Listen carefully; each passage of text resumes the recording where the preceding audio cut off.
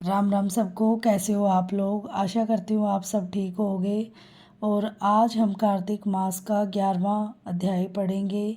और आशा करती हूँ आपको मेरी कथा अच्छी लगती होगी। और अच्छी लगती है तो आप कमेंट में ज़रूर बताना। वीडियो को लाइक शेयर और सब्सक्राइब चैनल को ज़रूर करना। आपके लाइक सब्सक्राइब से बहुत मोटिवेशन मिलती है। और जो भी चैनल पे नए नए हैं चैनल को सब्सक्राइब ज़रूर करके जाएं। और हम कार्तिक मास का आज 11वां अध्याय का पाठ करेंगे। एक बार सागर पुत्र जलंधर अपनी पत्नी वृंदा सहित असुरों से सम्मानित सभा में बैठा था। तभी गुरु शुक्राचार्य का वहां आगमन हुआ। उनके तेज से सभी दिशाएं प्रकाशित हो गई। गुरु शुक्राचार्य को आता देखकर सागर पुत्र जलंधर ने असुरों सहित उठकर बड़े आदर से उन्हें प्रणाम किया। गुरु शुक्राचार्य ने उन सबको आशीर्वाद दिया। फिर जलंधर ने उन्हें एक दिव्य आसन पर बिठाकर स्वयं भी आसन ग्रहण किया। फिर सागर पुत्र जलंधर ने उनसे विनम्रतापूर्वक पूछा, हे गुरुजी, आप हमें यह बताने की कृपा करें कि राहु का सिर किसने काटा था। इस पर दैत्य गुरु शुक्राचार्य ने विरोचन पुत्र हिरण्यकश्यप और उसके धर्मात्मा पुत्र का परिचय देकर देवताओं और असुरों द्वारा समुद्र मंथन की कथा संक्षेप में सुनाते हुए बताया कि जब समुद्र में अमृत निकला तो उस समय देव रूप बनाकर राहु भी पीने बैठ गया। इस पर इंद्र के पक्षपाती भगवान विष्णु ने राहु का सिर काट डाला। अपने गुरु के मुख से इस प्रकार के वचन सुनकर जलंधर के क्रोध की सीमा न रही। उसके नेत्र लाल हो गए और फिर उसने अपने दशमर नामक दूत को बुलाया और उसे शुक्राचार्य द्वारा सुनाया गया वृतांत सुनाया। तत्पश्चात उसने दशमर को आज्ञा दी कि तुम शीघ्र ही इंद्रपुरी में जाकर इंद्र को मेरी शरण में लाओ। दशमर जलंधर का बहुत आज्ञाकारी एवं निपुण दूत था। वह जल्द ही इंद्र की सुधर्मा नामक सभा में जा पहुंचा और जलंधर के शब्दों में इंद्र से बोला, हे देवता धाम, तुमने समुद्र का मंथन क्यों किया और मेरे पिता के समस्त रत्नों को क्यों ले लिया? ऐसा करके तुमने अच्छा नहीं किया। यदि तू अपना भला चाहता है तो उन सब रत्नों एवं देवताओं सहित मेरी शरण में आ जा, अन्यथा मैं तेरे राज्य का ध्वंस कर दूंगा। इसमें कुछ भी मिथ्या नहीं है। इंद्र बहुत विस्मित हुआ और कहने लगा, पहले मेरे भय से सागर ने सब पर्वतों को अपनी खुशी में क्यों स्थान दिया और उसने मेरे शत्रु दैत्यों की क्यों रक्षा की? इसी कारण मैंने उनके सब रतन हरण किए हैं। मेरी द्रोही सुखी नहीं रह सकती, इसमें संदेह नहीं।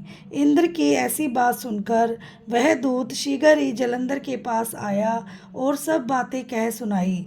उसे सुनते ही वह दैत्य मारे क्रोध के अपने ओष्ठ फड़फड़ाने लगा और देवताओं पर विजय प्राप्त करने के लिए उसने उद्योग आरंभ किया। फिर तो सब दिशाओं पाताल से करोड़ों करोड़ों दैत्य उसके पास आने लगे। शुंभ निशुंभ आदि करोड़ों सेनापतियों के साथ जलंधर इंद्र से युद्ध करने लगा। शीघ्र ही इंद्र के नंदन वन में उसने अपनी सेना उतार दी। वीरों की शंख ध्वनि और गर्जना से इंद्रपुरी गूंज उठी। अमरावती छोड़ देवता उससे युद्ध करने चले। भयानक मारकाट हुई। असुरों के गुरु आचार्य शुक्र अपनी मृत संजीवनी विद्या से और देवगुरु बृहस्पति द्रोणगिरी से औषधि लाकर जिलाते रहे। इस पर जलंधर ने क्रुद्ध होकर कहा कि मेरे हाथ से मरे हुए देवता जी कैसे जाते हैं? जिलाने वाली विद्या तो आपके पास है। इस पर शुक्राचार्य ने देवगुरु द्वारा द्रोणाचार्य से औषधि लाकर देवताओं को जिलाने की बात कह दी। यह सुनकर जलंधर और भी कुपित हो गया। फिर शुक्राचार्य जी ने कहा, यदि शक्ति हो तो द्रोणागिरी को उखाड़ कर समुद्र में फेंक दो, तब मेरे कथन की सत्यता प्रमाणित हो जाएगी।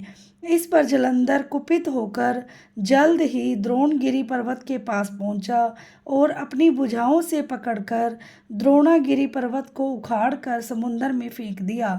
यह तो भगवान शंकर का तेज था। इसमें जलंधर की कोई विचित्रता नहीं थी। तत्पश्चात यह सागर पुत्र युद्ध भूमि में आकर बड़े तीव्र गति से देवताओं का संहार करने लगा। जब द्रोणाचार्य जी औषधि लेने गए तो द्रोणाचल को उखड़ा हुआ शून्य पाया। यह भयभीत हो देवताओं के पास आए और कहा कि युद्ध बंद कर दो, जलंधर को अब नहीं जीत सकोगे। पहले इंद्र ने शिवजी का अपमान किया था। यह सुन देवता युद्ध में जय की आशा त्याग कर इधर उधर भाग गए। सिंधु सुत निर्भय हो अमरावती में घुस गया। इंद्र आदि सब देवताओं ने गुफाओं में शरण ली। बोलो श्री कृष्ण भगवान की जय हो, विष्णु भगवान की जय हो। ये थी हमारी 11वें अध्याय की कथा। आशा करती हूँ आपको मेरी कथा पसंद आई होगी, और मुझसे कोई गलती हो तो मुझे क्षमा करना, और मेरे वीडियो को लाइक, शेयर और चैनल को सब्सक्राइब ज़रूर करना, क्योंकि आपके लाइक और सब्सक्राइब से बहुत मोटिवेशन मिलती है।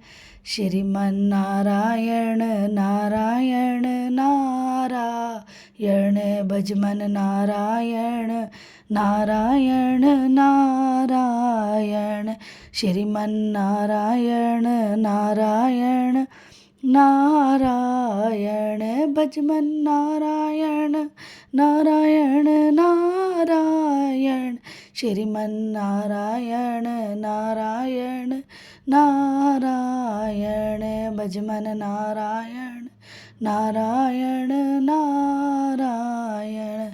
बोलो श्री विष्णु भगवान की जय हो। राधे राधे, जय श्री श्याम।